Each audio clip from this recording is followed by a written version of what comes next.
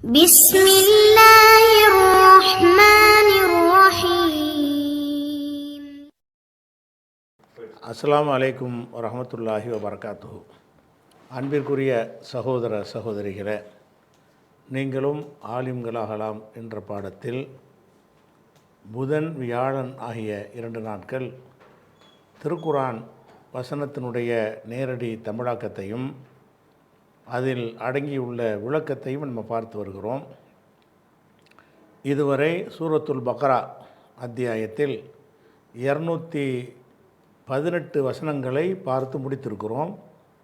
இன்றைக்கு 219வது வசனத்தை பார்க்க இருக்கிறோம். 219 என்ன சொல்லுன்னு கேட்டால், எஸ் அலூனக, உம்மிடத்திலே கேட்கிறார்கள். ரசூல் ஸல்லல்லாஹு அலைஹி வஸல்லம் அவர்களை பார்த்து அல்லாஹ் சொல்கிறான், எஸ் அலூனக, உன்னிடத்திலே கேட்கிறார்கள், அனில் ஹம்ரி, மதுபானம் பற்றியும், ஒல் மைசரி, மைசர்னா சூதாட்டம், சூது இருக்குல்ல, மதுவை பற்றியும் சூதை பற்றியும் உம்மிடத்தில் கேட்கிறார்கள். என்ன கேட்குறார்கள்னா, அன்றைக்கு இந்த மதுபானத்தை அருந்திக்கிட்டு இருக்கிறாங்க. அன்றைய மக்கள்கிட்ட சூதாடுகிற வழக்கம் தலை விரித்து ஆடுகிறது. இஸ்லாத்தில் இது கூடுமா, இந்த காரியங்களை நம்ம இஸ்லாத்துக்கு வந்த பிறகும் செய்யலாம், அதான் கேள்வி. அதை பற்றி கேட்குறாங்கன்னா, மதுபானத்தை பற்றி கேட்குறார்கள்னா எப்படி தயாரிக்கிறது என்பதையா கேட்பாங்க? எதை பற்றி கேட்பாங்க? இது இஸ்லாத்தில் அனுமதிக்கப்பட்டிருக்குதா இல்லையா, அதைத்தான் கேட்பாங்க. அப்போ எஸ் அல் உனக்க, உம்மிடத்தில் அவர்கள் கேட்கிறார்கள், அனில் ஹம்ரி, மதுபானத்தை பற்றியும், ஒல் மைசரி, சூதாட்டம் பற்றியும் உம்மிடத்தில் கேட்கிறார்கள். குல், நபியை நீங்கள் சொல்லுங்கள், ஃபீஹிமா, அந்த இரண்டிலையும் உள்ளது. இந்த உள்ளதுங்கிறதெல்லாம் மறைச்சிருவாங்க.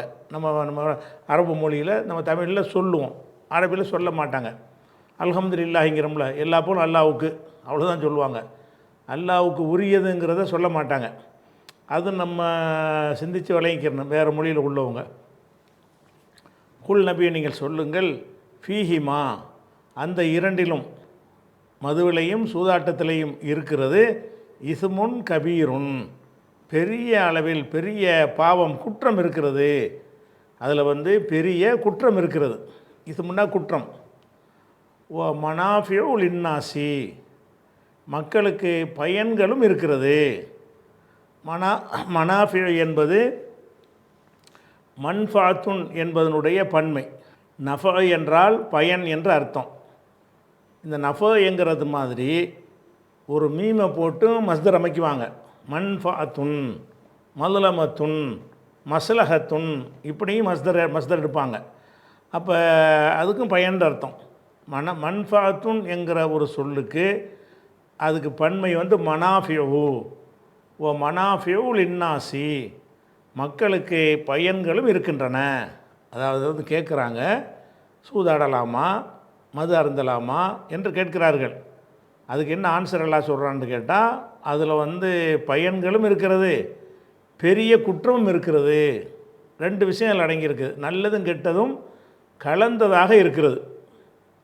ஓ இசுமுகுமா, அந்த இரண்டின் குற்றங்கள், இரண்டுடைய பாவம் இருக்குதுல்ல, அது அக்பரு, மிக பெரிதாக இருக்கிறது. மின் நஃபைஹிமா, அந்த இரண்டின் பயன்களை விட, அந்த இரண்டில் உள்ள நன்மையை விட. அதில் குற்றம்னா இப்போ தீமைன்னு வச்சுக்கணுங்களேன். இசுமுகமா, அந்த 2ல் உள்ள தீமை அக்பரு, மிக பெரிதாக இருக்கிறது. மின் நஃபைஹிமா, அந்த 2உடைய பயன்களை விட பெரிதாக இருக்கிறது. அப்படிங்கிறது முதலாவது விஷயம்.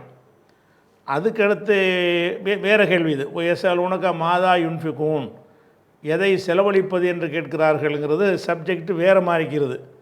அப்போ அதனால் இந்த சப்ஜெக்டுக்குள்ளே உள்ளதை முடிச்சுக்கிறணும். இது வரைக்கும் சொல்கிற விஷயம் என்ன, இந்த முழு வசனத்தை நம்ம பார்க்காம இது வரைக்கும் ஒரு சப்ஜெக்டு.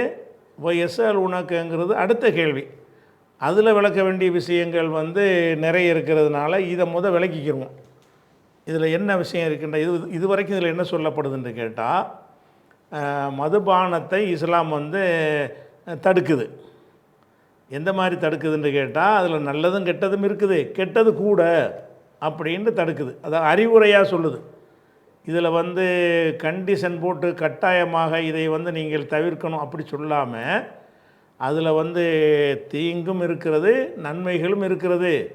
தீங்கு வந்து நன்மையை விட அதிக அளவில் இருக்கிறது, பெரிய அளவில் இருக்கிறது அப்படின்னு சொல்லி இதில் பீடிகையாக பதில் சொல்லியாச்சு. அப்படின்னா என்ன அர்த்தம்? அது வேணான்னு தானே அர்த்தம். மதுபானம் வந்து வேணாம் அப்படிங்கிறது அதுக்கு அர்த்தம். அதுக்கு அடுத்தது, இந்த மதுபானத்தை பொறுத்த வரைக்கும்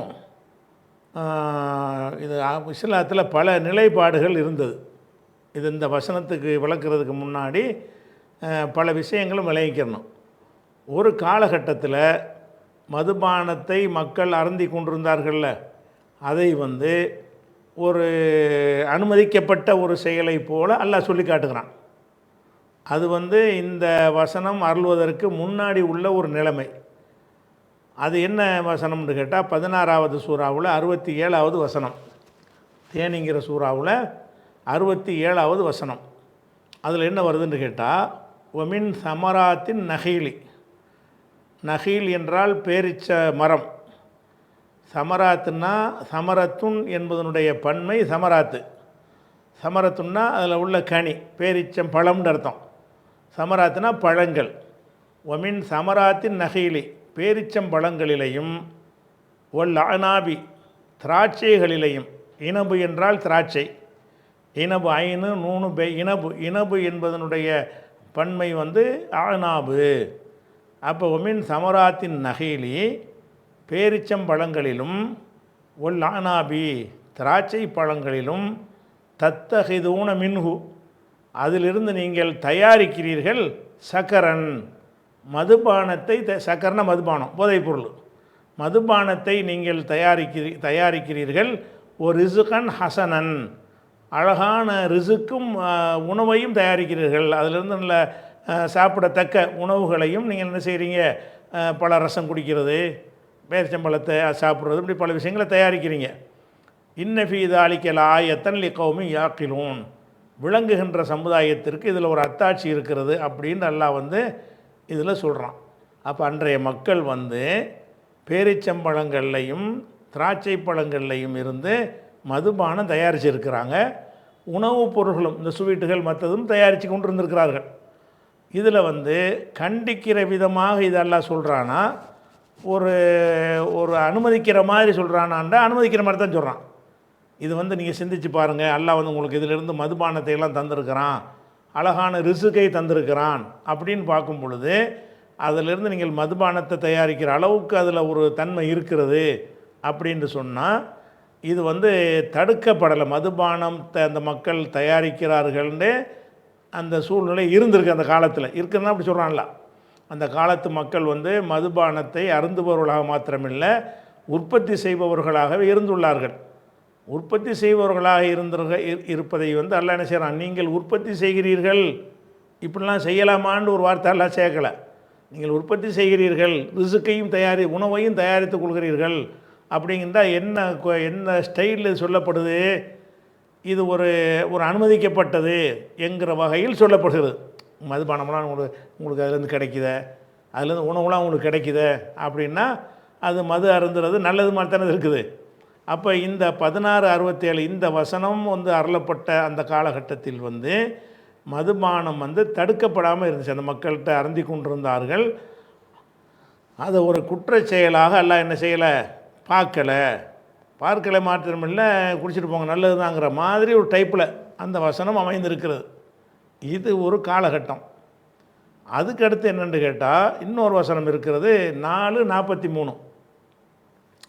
4:43 என்ன சொல்லப்படுதுன்னு கேட்டால், யாயுகல்லதி நாமனு, நம்பிக்கை கொண்ட மக்களே, லா தக்ரபு சலாத்த, நீங்கள் தொழுகைக்கு நெருங்காதீர்கள், அன்தும் சுகாரா, நீங்கள் போதையில் உள்ளவர்களாக இருக்கும் பொழுது. சுகாரன்னா போதையானவன் அர்த்தம். அன்தும் சுகாரா, சக்கரான்னா போதையில் மிதப்பவன், சக்கரானுக்கு பன்மை சுகாரா, போதையில் மிதப்பவர்கள். நீங்கள் போதையில் மிதப்பவர்களாக இருக்கும் நிலையில், இந்த வாவு வந்து ஹாலியான்னு சொல்லுவாங்க, இருக்கும் நிலையில். அன்தும் சுகாரா, நீங்கள் போதை உள்ளவர்களாக இருக்கும் நிலையில் தொழுகைக்கு நெருங்காதீர்கள். எப்போ நீங்கள் நெருங்கலாம்னு கேட்டால் ஹத்தா தாளமு மா தகூலூன, நீங்கள் கூறுவதை நீங்கள் அறியும் வரை, அதாவது போதை தெளிகிற வரைக்கும், நம்ம பேசுகிறது என்ன நமக்கு விளங்குற வரைக்கும் நீங்கள் என்ன செய்யக்கூடாது, தொழுகைக்கு நெருங்கக்கூடாது. இப்படி ஒரு கட்டளை போடப்படுகிறது. அப்போ இப்படி கூடப்பட்டுச்சுன்னு சொன்னால், அப்போ மதுபானத்தை குறிப்பிட்ட சில நேரங்களில் தவிர்க்கணும். எப்போ பார்த்தாலும் நீங்கள் போதையில் இருக்கக்கூடாது, தொழுகைக்கு நெருங்கிறது நேரத்திலேயாவது போதை இல்லாமல் இருக்கணும். இதுதான் முதல் தடை. மதுபானத்திற்கு உரிய முதல் தடை என்னன்னு கேட்டால், நீங்கள் போதையாக இருக்கும்போது நீங்கள் தொழுகைக்கு நெருங்காதீங்க.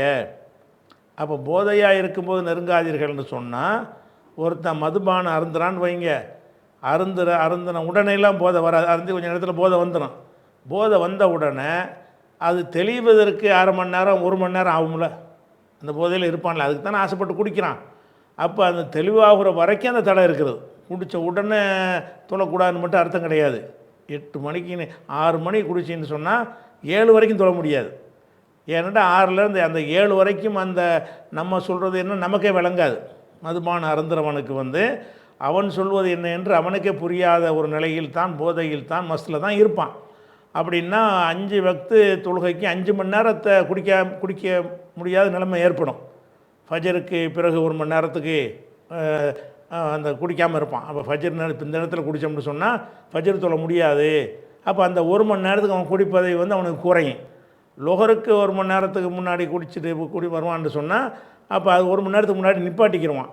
அப்படிங்கும்போது ஒரு 5-6 மணி நேரங்கள் அந்த மதுபானத்திலிருந்து விலகி இருக்கக்கூடிய வகையில் அல்லாஹ் என்ன செய்கிறான், ஒரு ஆர்டர் போடுறான். யா அய்யுஹல்லதீன ஆமனூ, நம்பிக்கை கொண்டவர்களே, லா தக்ரபு ஸலாத்த, நீங்கள் தொழுகைக்கு நெருங்காதீர்கள், வ அன்தும் சுகாரா, நீங்கள் போதை உள்ளவர்களாக இருக்கும் நிலையில் தொழுகைக்கு நெருங்காதீர்கள், ஹத்தா தஅலமு, ஹத்தா வந்துச்சுன்னா ஹத்தாவுக்கு பிறகு ஒரு அன் என்பது மறைஞ்சு நிற்கும். அதனால தான் தஅலமூனன்ற அந்த நூன் வரல. ஹத்தா அன் தஅலமு, நீங்கள் அறிவது வரை, மா தகூலூன, நீங்கள் சொல்வதை, மாங்கிறது அல்லதியுடைய அர்த்தம், அல்லதி தகூலூன, நீங்கள் எதை சொல்கிறீர்களோ அதனை நீங்கள் அறிகிற வரைக்கும் போதை உள்ள நிலையில் தொழுகைக்கு நெருங்காதீர்கள். அப்போ மதுபானத்தை முதல்ல தடுக்காமல் அது ஒரு அனுமதிக்கப்பட்டது மாதிரி ஒரு சாயலில் அல்லாஹ் ஒரு வசனத்தை இறக்கிட்டானா 1667. இந்த 443 என்ன செய்கிறான்னு கேட்டால், நீங்கள் மதுபானம் இதில் அருந்திக்கிறீங்கன்னு அர்த்தம், அருந்திக்கிட்டு போங்க, ஆனால் போதையாக இருக்கும்போது தொழுகைக்கு வரக்கூடாது. அப்போ தொழுகைக்கு நம்ம கடமையாக இருக்குது, அதுக்கு பாதிப்பு இல்லாத வகையில் தான் இந்த மதுபான பழக்கத்தை வைத்து கொள்ள வேண்டும் என்று அதுக்கு சில லிமிட்டு போடப்படுது. மதுபானத்துக்கு முற்றாக தடுக்கப்படாமல் இது ஒரு காலகட்டம். இந்த குர்ஆன் வசனத்தை இதை வச்சுக்கிட்டு நமக்கு தொழுகை நேரத்தில் தான் போதை தடை இருக்கிறது, மற்ற நேரத்தில் குடிக்கலாம்னு விளங்கிக்கிற இயலாது. ஏன்னாட்டா இது ஒரு காலத்தில் அப்படி இருந்தது. குர்ஆன் படிப்படியாக தானே இறங்குனுச்சு, ஒரு காலத்தில் நேரத்துக்கு தகுந்த மாதிரி இறங்குனது. இந்த வசனம் இறங்கக்கூடிய நேரத்தில் தொழுகை நேரத்தில் போதையாக இருக்கக்கூடாது, அவ்வளோதான் சட்டம். அதுக்கடுத்து இப்போ நம்ம பேசிக்கிட்டு இருக்கிற வசனம், இப்போ எந்த வசனம் பேசிக்கிட்டு இருக்கிறோம், யஸ்அலூனக அனில் ஹம்ரி ஒல் மைசிரி, இது 3வது கட்டம். 3வது கட்டத்தினுடைய வசனத்தை நம்ம பக்ராவில் பார்த்துக்கிட்டு இருக்கிறோம். யஸ்அலூனக அனில் ஹம்ரி ஒல் மைசிரி, மதுபானத்தை பற்றியும் சூதாட்டத்தை பற்றியும் உம்மிடத்தில் கேட்கிறார்கள். குல், நபியை நீங்கள் சொல்லுங்கள், ஃபீஹிமா இஸ்முன் கபீருன், அதில் பெரிய தீமையும் இருக்கிறது, ஓ மனாஃபியுல் இன்னாசி, மக்களுக்கு பயன்களும் இருக்கிறது, ஓ இசுமுஹுமா, அதனுடைய தீமை, அக்பரு மின் நஃபஇஹிமா, அதனுடைய பயனை விட பெருசு. இதுதான் பதில், ஆன்சர் என்னது, அவ்வளோ நல்லதில்லைப்பான்னு அர்த்தம். இதனையும் தடுக்கப்படுது. எப்படி தடுக்கப்படுதுன்னு கேட்டால், அறிவுரை அடிப்படையில். இந்த அப்போ அதில் கொஞ்சம் நல்லது இருக்கத்தான் செய்யுது, கெட்டது கொஞ்சம் கூட இருக்குதுல்ல, அதனால் நீ தவிர்த்துக்குவேன் அப்படிங்கிற மாதிரி ஒரு அட்வைஸ் மாதிரி, மதுபானத்தை தவிர்க்கிறதுக்கு ஒரு அட்வைஸ் பண்ணுற மாதிரி தோரணையில் தான் இப்போ நம்ம வாசித்து கொண்டிருக்கக்கூடிய 219வது வசனத்தில் இருந்து நமக்கு விளங்க முடிகிறது. அதுக்கடுத்தது அடுத்த வசனம், அடுத்து என்னன்னு கேட்டால் மொத்தமாக தடுக்கப்படுற ஒரு வசனம், அது 590 591 ஹராமாக்குற வசனம். யா அய்யுஹல்லதீன ஆமனூ, நம்பிக்கை கொண்ட மக்களே, இன்னமல் ஹம்ரு, மதுபானமும், ஒல் மைசிரு, சூதாட்டமும், ஒல் அன்சாபு, சிலைகளும், ஒல் அஸ்லாமு குறி பார்ப்பதற்குரிய அம்புகளும், குறி பார்க்கறதுக்குன்ற ஒரு அம்புகள் வச்சுருப்பானுவோ, அந்த அம்புகளும்னா குறி பார்க்கறதுன்ற அர்த்தம். ஜோசியம் பார்க்கறது. ஒல் அஸ்லாமு அந்த குறி பார்க்கும் அம்புகளும் ரிஜ்சுன் அது அசுத்தமானது, மின் அமலி ஷைத்தானுடைய செயலில் உள்ளது, ஃபஜ்தனி பூஹு அதிலிருந்து விலகி கொள்ளுங்கள். இங்கே கட்டளைக்கு ஆர்டர் வருது. ஃபஜ்தனி பூஹு அதை விட்டு என்ன செய்யுங்க, விலகி கொள்ளுங்கள். லஅல்லக்கும் துஃப்லிஹூன் நீங்கள் வெற்றி அடைவீர்கள். இது விலகிக்கிட்டால் தான் உங்களுக்கு வெற்றி அப்படின்ட்டு இந்த 590 வந்து முழுமையாக கட்டளையாக தடுக்கப்படுகிறது. அறிவுரையாக தடுக்கப்படாமல் ஒரு கட்டளை போட்டு தடுக்கப்படுகிறது.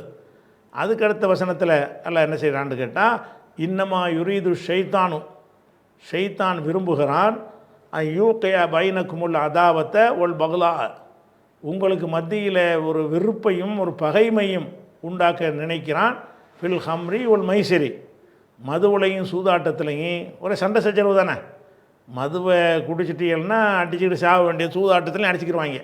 இந்த மது சூதில் எல்லாம் என்ன செய்கிறான்றா உங்களுக்கு மத்தியில் வந்து சண்டை சச்சரவு பகைமை இவற்றை ஏற்படுத்துவதற்கும் எசுத்தக்கும் அன் திக்ரில்லாஹி அல்லாவின் நினைவை விட்டு உங்களை வந்து தடுப்பதற்கும் அனி சலாத்தி தொழுகையை விட்டும் உங்களை தடுப்பதற்கும் ஷைத்தான் விரும்புகிறான்.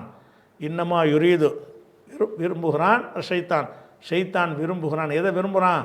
உங்களுக்கு மத்தியில் சண்டை வரணும், உங்களை வந்து அல்லாவுடைய நினைவை விட்டு அப்புறப்படுத்தணும், தொழுகையை விட்டு அப்புறப்படுத்தணும் என்பதைத்தான். இந்த தான்ங்கிறது இந்த இடத்துல வைக்க இன்னமாண்டா அந்த அர்த்தம் வரும்ல, இதைத்தான் அதைத்தான் அப்படிங்கிறதுக்கு என்ன செய்வாங்கன்னா இன்னமாங்கிற வார்த்தையை பயன்படுத்துவாங்க. அப்போ இன்னமாவை இந்த இடத்துல அர்த்தம் செய்யும்போது எங்கே அர்த்தம் செய்யணும், அது எங்கே முடிக்கிறோமோ அங்கே வந்து அர்த்தம் செய்யணும். இன்னமாவை தனியாக வச்சுட்டு யுரீது ஷைத்தான் விரும்புகிறான் நாடுகிறான் யூக்கிய பைனக்குமுல் அதாவத்தை ஒல் பகலான வெறுப்பு, அதாவத்தனா பகை, வெறுப்பையும் பகையையும் உங்களுக்கு மத்தியில் யூக்கியன்னா ஏற்படுத்துவது உருவாக்க எண்ணுகிறான். எதில் எந்த விஷயத்தில் எண்ணுகிறான்னு கேட்டால் ஃபில் ஹம்ரி ஒல் மைசிரி ஹம்ருலையும் மைசிர்லையும் மதுவுலையும் சூதுலையும் இதை செய்ய ஷைத்தான் வந்து விரும்புகிறான். மேலும் விரும்புகிறான் யசுத்து என்று வரும். இந்த யூக்கி அந்த வந்ததுனால அது நசப்பு செஞ்சுருக்குது, அதில் அத்துப்பு செஞ்சதுனால யூக்கியன்னா யசுத்த யசுத்தக்கும் உங்களை தடுக்கவும் திக்ரில்லாஹி அல்லாவின் நினைவை விட்டு தடுக்கவும் அனி சலாத்தி தொழுகையை விட்டு தடுக்கவும் அந்த இடத்துல என்னமா சேர்க்கணும், தடுக்கவும் தான் ஷைத்தான் விரும்புகிறான். அப்போ ஷைத்தான் எதை விரும்புகிறான்னு இதைத்தான் விரும்புகிறான், இதை விரும்புகிறான்னு சொல்லாமல் இதைத்தான் விரும்புகிறான்னு சொல்லுவதற்கு என்ன செய்வாங்கன்னா இன்னமாங்கிற ஒரு சொல்லை சேர்ப்பார்கள். அந்த இன்னமாவுடைய அர்த்தம் வந்து அதனுடைய முடிவில் தான் என்ன செய்யும் தமிழுக்கு வரும். அரபியில் முன்னாடி போட்டுருவாங்க, தமிழுக்கு வந்த இன்னமாவுடைய அர்த்தத்தை எங்கே செய்யணும், கடைசியாக செய்யணும். இது செஞ்சு போட்டு ஃபஹல் அன்தும் முன்தஹூன் நீங்கள் விலகிக் கொள்வோர் இல்லையா, ஹல் அன்தும் முன்தஹூன் விலகிக் கொள்ள மாட்டீர்களா அப்படின்னு சொல்லிட்டு எல்லாம் என்ன செய்கிறான், ஒரு கேள்விக்கு முதல்ல விலகிக் கொள்ளுங்கள்னு ஒரு கட்டளை இட்டுட்டு விளைவிக்கிற மாட்டீங்களான்னு சொல்லும் பொழுது அந்த ஒரு தடையை கொஞ்சம் வலுப்படுத்தி சொல்கிறான், நல்லா உறுதிப்படுத்தி விலகிக் கொள்ளுங்கள். விளைவிக்கிற மாட்டீங்களா, ஏன் விலகாமல் இருக்கிறீங்க, இவ்வளோ அர்த்தம் வர்ற மாதிரி என்ன செய்கிறான்ல 591 வசனத்தின் மூலமாக இதை சொல்லி காட்டுறான். அப்போ இந்த மதுபானத்தை பொறுத்த வரைக்கும் 4 கட்டங்களாக அதனுடைய சட்டங்கள் வந்திருக்கிறது. முதல் கட்டம் வந்து தடை இல்லை, 2வது கட்டம் தொழுகை நேரத்தில் மாத்திரம் செய்யக்கூடாது, 3வது கட்டம் மதுபானம் அருந்தாமல் இருக்கிற நல்லது அட்வைஸ் அறிவுரை, 4வது கட்டம் ஹராமாக்குறது தடை செய்கிறது. இப்படியாக வந்து மதுபானத்துடைய விஷயம் இதெல்லாம் இதனுடைய விளக்கங்கள். இந்த வசனம் பார்த்தோம்ல, இந்த 2 வரி பார்த்தோமே, இதனுடைய விளக்கத்தில் இது ஒரு விஷயம். அடுத்ததாக இந்த மதுபானத்தை வந்து கடைசியாக எல்லாம் தடுக்கிறாங்கிறோம்ல, கடைசினா எப்போ தடுக்கிறான், கடைசி வருஷத்துலையா, மக்கா வெற்றியின் போதா, பல ஆண்டுகள் குடிச்சிட்டு இருந்தாங்களா, அந்த தடுக்கப்பட்ட காலம் எதுவாக இருக்கும் அப்படின்னு சொன்னால் அந்த குர்துபி இப்னு தைமியா இன்னும் பல அறிஞர்கள் அவங்களாம் என்ன செய்கிறாங்கன்னு கேட்டால் அதாவது இன்னமா நசல தஹ்ரீமுஹா ஃபி சனத்தி சலாசின் பாத வகாத்தி உஹது யுத்தத்திற்கு பிறகு, அதாவது ஹிஜ்ரி 3ஆம் ஆண்டில்தான் ஹராமாக்குற வசனம் இறங்கியது. இது ஹராம்ங்கிற வசனம் எப்போ இறங்குனுச்சின்னு சொன்னால் உஹது போருக்கு அப்புறம், அதாவது ஹிஜ்ரி 3ல். அப்போ மக்காவில் இருக்கும்போதும் மதுபானது தடை இல்லை. மதீனாவுக்கு வந்து ஒரு 3 ஆண்டுகளுக்கும் இது தடை இல்லை அப்படின்னு குர்துபி வந்து சொல்கிறார். அதே மாதிரி இப்னு தைமியாவும் என்ன செய்கிறாருன்னு கேட்டால், ஒக்கான தஹரீமுஹா பாத கசுவத்தி உஹதின் ஃபிஸ் சனத்தி சாலிசத்தி மினல் ஹிஜ்ரத்தி, ஹிஜ்ரத்தில் 3வது ஆண்டில் உஹது போருக்கு பிறகு தான் இது ஹராமாக்கப்பட்டுச்சு. அப்போ உஹது போருக்கு பிறகு 3வது ஆண்டு ஹராமாக்கப்பட்டுச்சுங்கிறது இந்த அறிஞர்களுடைய கருத்தாக இருக்கிறது. ஆனால் இது அடித்து சொல்ல இயலாது. அதாவது உஹது போருக்கு பிந்தி ஹராமாக்கப்பட்டுச்சுங்கிறது ஓகே, உஹது போர் வரைக்கும் குடிச்சிக்கிட்டு இருந்திருக்கிறாங்க. அது 4லையும் ஆக்கப்பட்டிருக்கலாம், 5லையும் ஆக்கப்பட்டிருக்கலாம். துல்லியமான வருஷக்கணக்கு கிடையாது என்பதனால இந்த 2 அறிஞர்கள் சொல்வதற்கு மாற்றமாகவும் பல அறிஞர்கள் சொல்கிறாங்க. அது 4ல் 5ல் 6லன்னு பல கருத்துக்களை சொல்கிறாங்க. ஆனால் கண்டிப்பாக உஹது போர் வரைக்கும் தடுக்கப்படலை, அவ்வளோதான். அவங்க இந்த கருத்துக்கு எதை வச்சு வந்தாங்கன்னு கேட்டால், புகாரியில் ஒரு ஹதீஸ் இருக்குது, 4618வது ஹதீஸ். அதில் என்ன வருதுன்னு கேட்டால், ஜாபிர் அறிவிக்கிறாங்க, சப்பஹ உனாசுன் கதா தௌஹதின், உஹது போர் நடக்கிற காலையில் மக்கள் எல்லாம் அல்ஹம்ர மதுபானத்தை அருந்தி இருந்தார்கள். காலையில் போர், நல்லா அதுக்கு தேவையான அளவுக்கு மதுபானத்தை அருந்திட்டாங்க. அருந்திவிட்டு குத்திலோ மின் யோமிஹிம் ஜமியன் சுகதா, அனைவரும் மதுபானம் அருந்திய நிலையிலேயே ஷஹீதுகளாக கொல்லப்பட்டார்கள். உஹது போர் நடக்கும்போதே மது போதையில் தான் அந்த சண்டையே நடக்கிறது. அவனும் போட்டிருப்பான், இவங்களும் போட்டிருப்பாங்க. அவனும் மதுவோட தான் வருவான். இவங்களும் என்ன செய்வாங்கன்னா மதுபானத்தை அருந்தி கொண்ட நிலையில் தான் அப்போ வந்து என்ன செய்கிறாங்க, அந்த யுத்தமே நடக்கிறது. இப்போ குத்திலோ மின் யோமிஹிம் ஜமியன் சுகதா, அவங்க அவ்வளோ பேருமே மதுபானம் அருந்துனாங்கல்ல, அவங்க எல்லாருமே வந்து கொல்லப்பட்டாங்க. இது மதுபானம் அருந்துறவங்க தான் அதிகமாக கொல்லப்பட்டிருக்காங்க என்பது இதிலேருந்து விளங்குகிறது. எல்லாரும் கொல்லப்பட்டார்னு ஒரு சொல்லலை. இப்போ குத்திலோ மின் யௌமிஹிம் ஜமியன், இந்த மதுபானம் அருந்திய அனைவரும் கொல்லப்பட்டு விட்டார்கள். சுகதா, ஷஹீதுகளாக கொல்லப்பட்டு விட்டார்கள். ஒதாலிக்க கபுல தஹரீமிஹா, இது வந்து மதுபானத்தை ஹராமாக்குவதற்கு முன்னால் நடந்த ஒரு விஷயம் அப்படின்னு இந்த ஹதீஸில் வருது. இதை வச்சு அப்போ உஹதுக்கு பிந்தி தான் ஹராமாக்கப்பட்டிருக்கு என்பதில் மாற்றுக்கிறது கிடையாது. உஹதுக்கு பிந்தி என்பது எது, உடனேவா அல்ல 1-2 வருஷத்துக்கு பிறகு? உஹது வரைக்கும் ஹராமாகலைங்கிறது தான் இந்த புகாரி ஹதீஸ் ஆதாரமாக ஆகும். அது 4வது வருஷம் கூட என்ன செஞ்சுருக்கலாம், ஹராமாக்கியிருக்கலாம். 5வது வருஷம் கூட ஹராமாக்கியிருக்கலாம். ஆனால் இதில் இந்த அறிஞர்கள்லாம் என்ன சொல்கிறாங்கன்னா, குர்துபி தைமியாவெலாம் வந்து உஹது வரைக்கும் ஹராமாவலையில் உஹதுக்கு பிந்தி ஹராமாக்கிட்டாங்க அப்படின்றது ஒரு ஊகத்தின் அடிப்படையிலான ஒரு விஷயந்தான். பாதி அதில் வந்து உறுதி செய்யப்பட்ட ஒரு ஊகம், பாதி வந்து ஒரு சந்தேகமான பாதி. என்னது, உஹதுக்கு முன்னாடி ஹராம் ஆவலை, அது கன்ஃபார்ம். உஹது வரைக்கும் மதுபானம் அருந்தும் பழக்கம் உள்ளவர்கள் அருந்தி கொண்டு இருந்தார்கள். அருந்த பழக்கம் இல்லாத கொஞ்சம் பேர் இருப்பாங்கள்ல, அவங்க அருந்தாமல் இருந்திருப்பார்கள். ஆனால் உஹதுக்கு பிந்தி தான் ஹராம். இந்த பிந்திங்கிறது எப்போ என்பதற்கு துல்லியமான வரலாற்று குறிப்பு கிடையாது.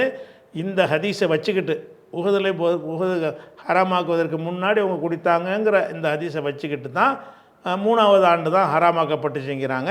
அது 3லே 4லே ஆக்கப்பட்டிருக்கலாம். 3 தான் என்று சொல்ல முடியாது. 3, 4, 5 மக்கா வெற்றியின் போது ஹராமாக்கப்பட்டுச்சுங்கிற கருத்தை சொல்ல அறிஞர்களும் இருக்கிறார்கள். ஏன் சொல்கிறாங்கன்னா, துல்லியமான ஒரு வரலாற்று குறிப்பு அது கிடைக்கலங்கிறதுனால சொல்கிறாங்க. ஆனால் இந்த ஹதீஸை வச்சுக்கிட்டு என்ன செய்கிறாங்கன்னா 3ல் அப்படிங்கிற மாதிரி சிலர் சொல்கிறாங்க. இது ஒரு அந்த வசனத்திலிருந்து அறிந்து கொள்ளக்கூடிய ஒரு விஷயம். அடுத்ததாக வந்து இந்த மதுபானம் அருந்திட்டு இப்போ உஹது போரில் வந்து இப்போ ஷஹீதானாங்கள்ல, அவங்கெல்லாம் போதையில் இருந்தால் ஷஹீதாகிறாங்க. உஹது போரில் வந்து கொல்லப்படுறாங்க. எல்லோரும் மதுபானம் அருந்தி போதையில் தள்ளாடி கொண்ட நிலையில் தான் போருக்கு போயிருக்கிறாங்க. அப்போ வந்து இதில் வந்து நம்ம இப்போ மதுபானம் அருந்தி போயிருக்கிறாங்களே, அப்போ அவங்களுடைய நிலைமை என்ன அப்படிங்கிற மாதிரி என்ன செய்கிறது, ஒரு ஒரு ஒரு சந்தேகம் இதில் வரும். அந்த சந்தேகத்தை தீர்க்கிறதுக்காக வேண்டி 5:93 வசனத்தில், இந்த 5:93 வசனத்தில் வந்து அந்த இப்னு தைமியா குர்துபிலாம் சொல்கிறாங்கல்ல, 3வது ஆண்டு அதை வலுப்படுத்தக்கூடிய ஒரு கருத்தும் இதிலிருந்து கிடைக்கும். இதில் என்ன சொல்லப்படுதுன்னா, லைச அலல்லதீன ஆமனும், இது வந்து 5, அதாவது மதுபானத்தை எல்லாம் ஹராமாக்குறான்ல 5:90, 5:91, அதுக்கு ஒரு வசனம் விட்டு அடுத்தது, அதாவது 5:93. இதில் என்ன வருதுன்னா, லைஸ் அலல்லதீன் ஆமனு, நம்பிக்கை கொண்டு, அமிலு சாலிஹாத்தி, நல்லறங்கள் செய்கிறார்களே அவர்கள் மீது ஜுனாகுன், குற்றம் கிடையாது, ஃபீமா தாய்மு, அவங்க உட்கொண்டார்கள்ல அந்த விஷயத்தில் குற்றம் கிடையாது. இதா மத்தகௌ, அவர்கள் அல்லாவை அஞ்சி இருந்தார்களேயானால், ஆமனு, நம்பிக்கை கொண்டிருப்பார்களேயானால், அமிலு சாலிஹாத்தி, நல்லறங்கள் செய்திருப்பார்களேயானால், சும்மத்தகௌ ஆமனு, மேலும் அல்லாவுக்கு அஞ்சி நம்பிக்கை கொண்டிருப்பார்களேயானால் அது வந்து அவங்க மேலே குற்றம் இல்லைங்கிறான். அப்போ இது வந்து மதுபானம் அருந்திய நிலையில் அந்த கொல்லப்பட்டாங்கள்ல அந்த சஹாபாக்கள், அவங்க மீது குற்றம் இல்லைங்கிறான்ல. அதாவது மதுபானம் அருந்திய நிலையிலே மரணித்து விட்டார்களே, இப்போ மதுபானம் ஹராம் ஆகிடுச்சே, ஹராம் அல்ல ஆக்கிட்டானே, விளைவிக்கிற மாட்டீங்களான்னு கேட்குறானே, அதுக்கு முந்தி குடித்தவங்களுடைய நிலைமை என்ன என்று ஒரு கேள்வி வரும்ல. அந்த கேள்விக்கு ஒரு விடையாகத்தான் இந்த வசனத்தையும் சேர்த்து சொல்லப்படுகிறது. ஹராம் ஆக்கிட்டு இதுக்கு முந்தி சாப்பிட்டவங்க மேலே குற்றம் இல்லை அப்படிங்கிற ஒரு விஷயம் வருகிறது. அப்போ இதை வச்சு தான் என்ன செய்கிறாங்கன்னா, அந்த உஹது போரில் தானே அந்த மதுபானமாக இருந்து அவங்க வந்து ஷஹீதானாங்க. அதனால் வந்து அவங்களுக்கு குற்றம் இல்லைங்கிறது தான் இது சொல்லுது. அப்படிங்கிறத விளங்கி கொண்டும் என்ன செய்கிறாங்க, ஹிஜ்ரி 3 என்று சொல்கிறார்கள். அப்போ அந்த மதுபானம் அருந்தினவங்களுடைய நிலைமை என்ன, இஸ்லாத்தில் என்னன்னு கேட்டால் அதெல்லாம் ஒன்றுமே கிடையாது. அது மக்காவில் இருக்கும்போது சஹாபாக்கள் குடித்தார்கள்னு உங்களுக்கு வந்துச்சுன்னு சொன்னால் அதை நீங்கள் மறுக்கவெல்லாம் தேவையில்லை, தடுக்கப்படல, குடிச்சிருப்பாங்க. மதீனாவில் வந்து உஹது போருக்கு முன்னாடி வரைக்கும் சஹாபாக்கள் குடித்தார்கள், போதையில் இருந்தார்கள்னு ஹதீஸ்களை பார்த்தீங்கன்னு சொன்னால், அது எப்படி சஹாபி குடிப்பாரான்லாம் கேட்கக்கூடாது. ஏன்னு கேட்டால் அது வந்து அவங்களுடைய ஒரு பழக்கத்திலே உள்ளது. மதுபானம் என்பது அவங்களோட ஊறி போன ஒரு பழக்கம். அல்லாஹ் தடுக்கலைன்னு சொன்னால் என்ன செய்வாங்கன்னா, அந்த பழக்கப்படி தான் நடந்திருப்பாங்க. இப்போ ஹம்சாவெலாம் ரசூலுல்லாஹி சித்தப்பான்லாம் சொல்கிறோமே, அவர்லாம் குடியர், பயங்கரமாக என்ன செய்வார், குடிக்கக்கூடியவராக இருந்திருக்கிறார். அது மாதிரிலாம் இருந்திருக்கிறார்கள்னு வந்தால் நமக்கு அவங்க மேலே வெறுப்புலாம் வரக்கூடாது. அந்த மதுபானம் இருந்திருக்காங்களே, அல்லாஹ் தடுக்காட்டி உங்களுக்கு ஏன் வெறுப்பு வருது? எப்போ அல்லாஹ் ஹராம் ஆக்குனானோ அதுக்கு பிறகு செஞ்சால் தான் அது குற்றமாகும். அல்லாவே அதை ஹராம் ஆக்காமல் இருக்கிறாங்க போது அவங்க மதுபானத்தை அருந்தியதற்காக ஒரு கடுகளவு குற்றமும் அவங்க மீது என்ன செய்யாது, வராது. ஏன் வராதுன்னா, அல்லாஹ் வந்து அப்போ தடுக்கலை அப்படிங்கிற ஒரு விஷயம். அதே மாதிரி வந்து அந்த தடுக்கப்பட்ட சம்பவங்கள் பல விதங்களாக வருகிறது, தெரிஞ்சுக்கிறதுக்காக வேண்டி, கூடுதலுக்காக வேண்டி. இது புகாரில் 4620வது ஹதீஸில் வருகிறது.